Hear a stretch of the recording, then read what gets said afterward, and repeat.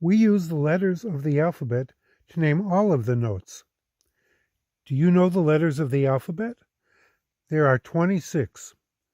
Well, the music alphabet uses just 7 of those same letters, A through G.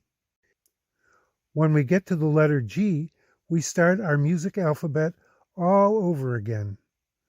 Our 7 letters of the music alphabet are on the white keys of the piano, repeated over and over from one end of the piano to the other.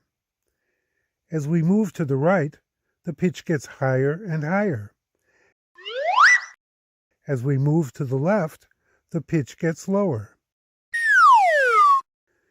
Now it's time for a 2-question quiz. Question 1.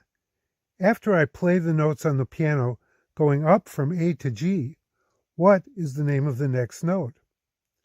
Not H. If you said A, you are absolutely correct. Question 2. If I go down the music alphabet from G to A, what is the next note? What note is lower than A? Did you say G? Well, that's right. Let's see our alphabet of notes on the piano. Say the name of the note as each letter appears.